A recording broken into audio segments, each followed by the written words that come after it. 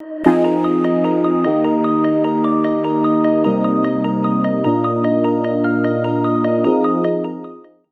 parole à Michael Clou, qui va vous annoncer la suite Merci de la matinée. Stéphane. Donc effectivement, nous sommes réunis aujourd'hui pour la première journée numérique en commun organisée dans l'Allier. Cette démarche, elle est conduite, ça a été dit ce matin, hein, depuis déjà plusieurs mois, plusieurs années au niveau national. Donc pour vous présenter concrètement les tenants et les aboutissants de ce qu'on appelle NEC, je vais laisser la parole à Caroline Corbal, chargée de mission au sein du programme Société numérique à l'Agence nationale de la cohésion des territoires, et Clément Mali, chercheur, maître de conférence en sciences de l'information et de la communication, pour 10 à 15 minutes. Bonjour à toutes et à tous. Je suis vraiment ravie d'être avec vous ce matin. La transition est toute faite avec la question de la mutualisation qui vient d'être évoquée. De mon côté, quelques mots pour vous redonner du contexte donc, sur le cadre de numérique en commun qui nous rassemble aujourd'hui avec cette édition locale dans l'Allier que nous sommes vraiment ravis de soutenir. Donc, comme le disait Pierre-Louis Roll, notre équipe met en œuvre depuis 3 ans la stratégie nationale pour un numérique inclusif, et ce, dans une démarche la plus partenariale possible avec l'ensemble des acteurs publics et privés qui sont concernés. Et pour que toutes ces parties prenantes de l'inclusion numérique, mais aussi plus globalement les acteurs qui souhaitent défendre et permettre un numérique d'intérêt général, soient en capacité de s'organiser, de parler un langage commun, de créer des outils et des solutions concrètes et collectives, il nous fallait un cadre qui soit à la fois souple, à la fois structurant pour faire communauté, pour faire société, à l'heure où la transformation numérique de la société s'accélère. Et donc, c'est comme ça qu'est né Numérique en commun en 2018. Et donc, NEC, ce sont des acteurs publics, donc des agents et des élus, des opérateurs de services publics, des entreprises, donc des PME, start-up, mais aussi des grands groupes, des porteurs de tiers-lieux, des professionnels de l'inclusion numérique au sens large, des chercheurs qui se rassemblent tout au long de l'année pour faire ensemble ce qu'on appelle un numérique d'intérêt général.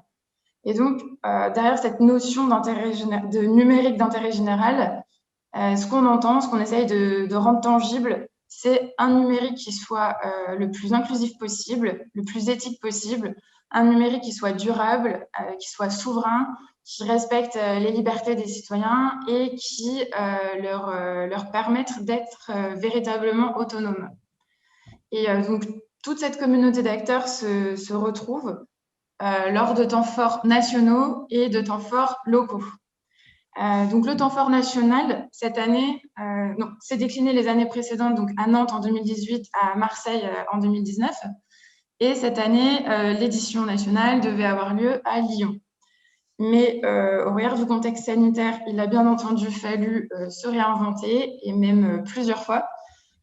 Peut-être que c'est pour le mieux d'ailleurs. Quoi qu'il en soit, nous sommes vraiment creusés les méninges pour essayer de proposer des formats en ligne qui ne soient pas trop lourds à suivre derrière un écran.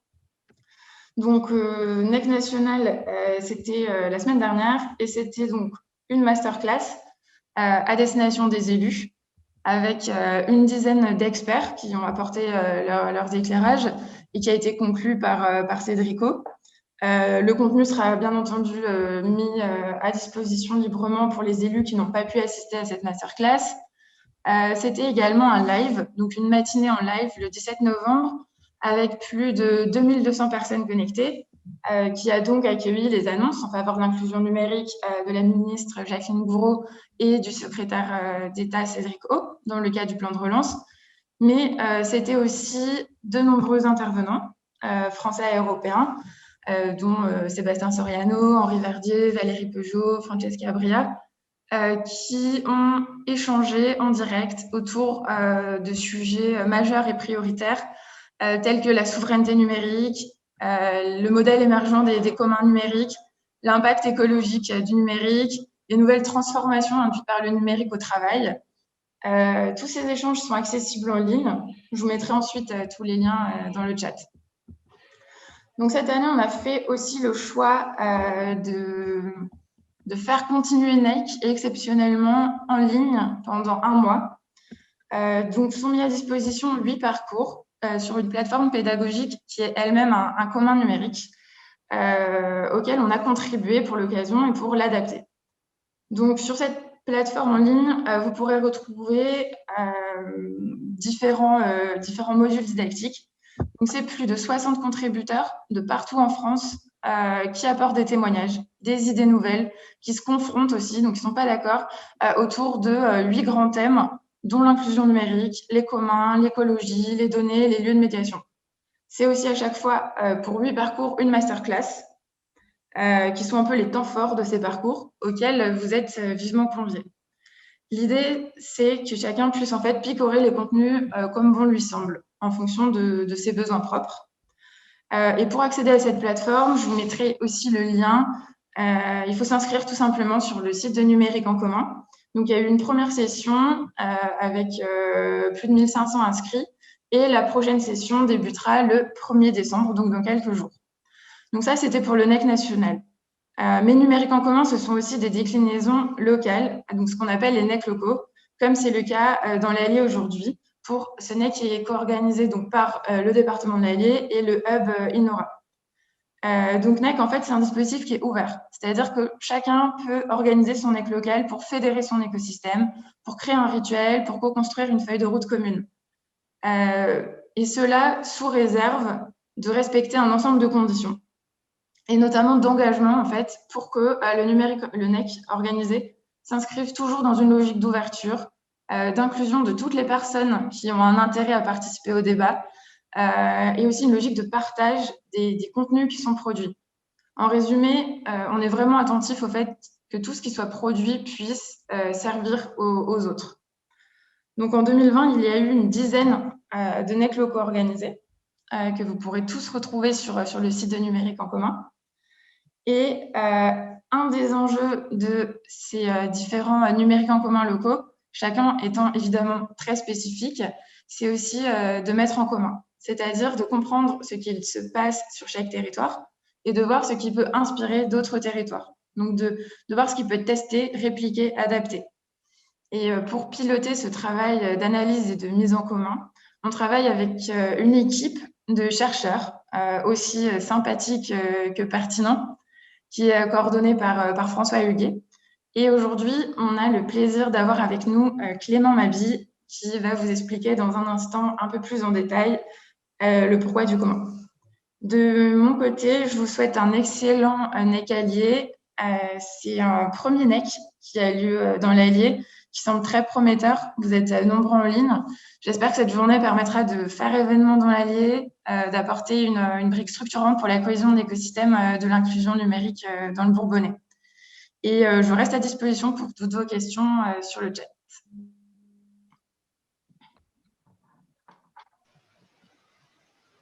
Merci Caroline. Maintenant, nous pourrons proposer la parole à Clément Mabi. Clément. Oui. Alors, on ne me propose pas de démarrer la vidéo. On m'est impossible de démarrer la vidéo parce que c'est l'animateur qui l'a arrêté. Donc, Mathilde, est-ce que tu peux relancer ma vidéo?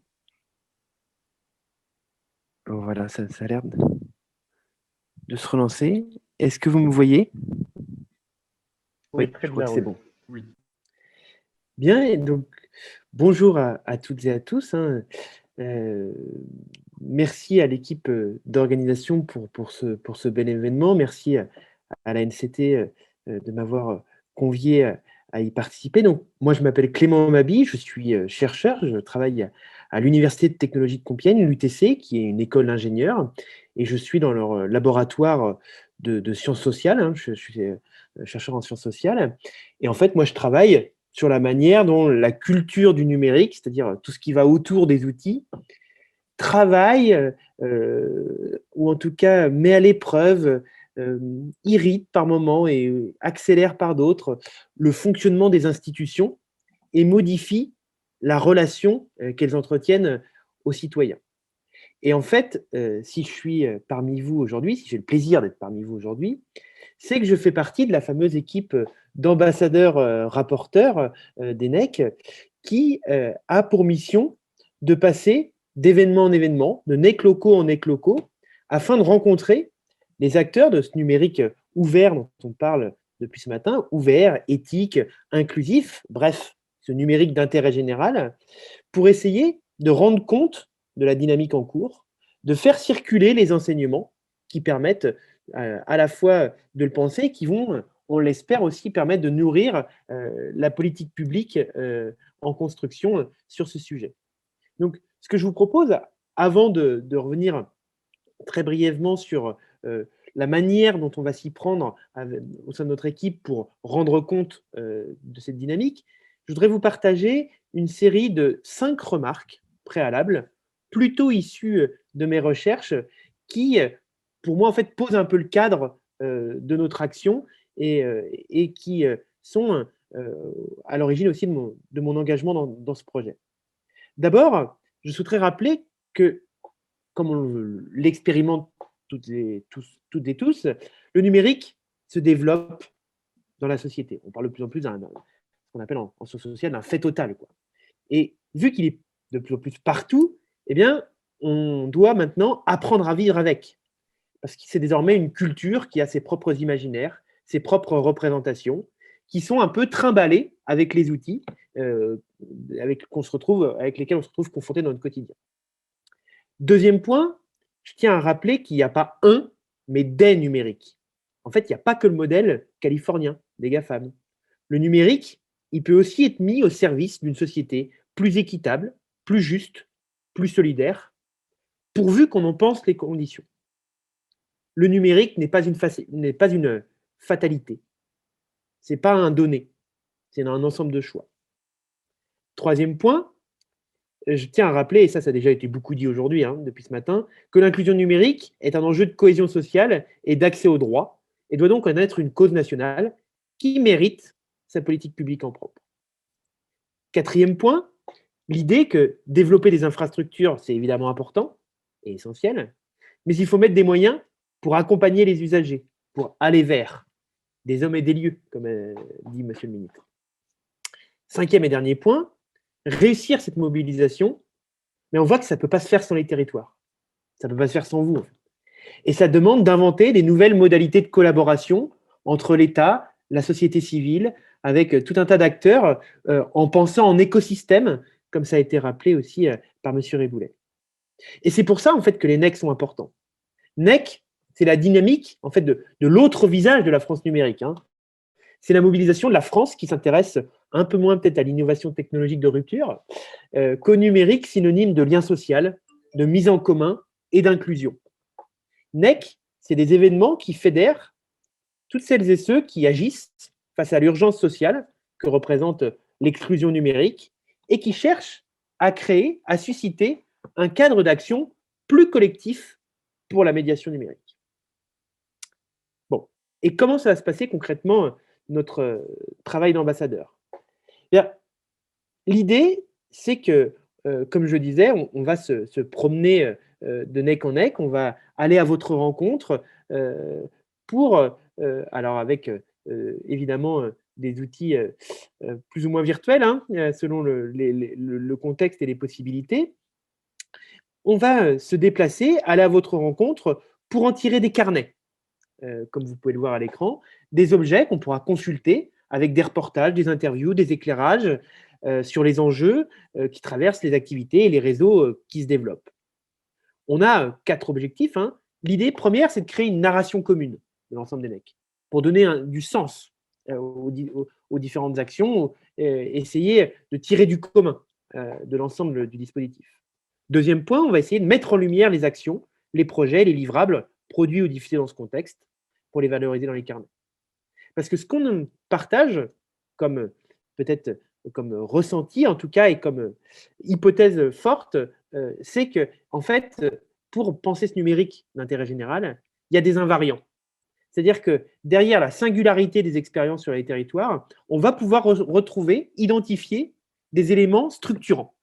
Et notre idée, ça va être de faire ressortir ces éléments structurants pour essayer de les faire circuler de territoire en territoire. Troisième point, donc la narration, les éléments structurants. Et troisième point, essayer de créer des connexions utile entre les communautés d'acteurs pour renforcer les liens. Et quatrième point, finalement, comme je le disais, dresser les enseignements de chaque NEC, aussi à destination évidemment du territoire en lui-même. Voilà. Pour conclure, je vous rappellerai juste que notre mission, si on devait la résumer, elle sera de récolter, de documenter, pour essayer de mieux comprendre pourquoi ça n'a pas vraiment de sens de se demander si une technologie elle est inclusive ou non. On ne peut pas faire de l'évaluation, mais plutôt de saisir à quelles conditions elle peut l'être. Et cette dynamique qui met à distance un peu les problèmes d'évaluation pour essayer de partir des réalités concrètes de ce que font les gens, de ce que font les écosystèmes et les réseaux, on espère que ça va nous permettre de mieux comprendre la manière dont vous, les acteurs de la médiation numérique, de la solidarité numérique, vous qualifiez les situations, vous donnez du sens aux actions que vous menez pour pouvoir accompagner les politiques publiques à déclencher des actions les plus adaptées pour vous soutenir. Voilà, merci beaucoup. Et puis, peut-être, dernier élément, pour vous dire que je vais évidemment écouter extrêmement attentivement tout ce qui va se dire ce matin et j'aurai le plaisir, vers midi, de vous en proposer une petite synthèse à chaud et d'essayer de tirer les éléments principaux que j'aurais pu retenir de ce qui sera dit ce matin. Voilà, merci beaucoup.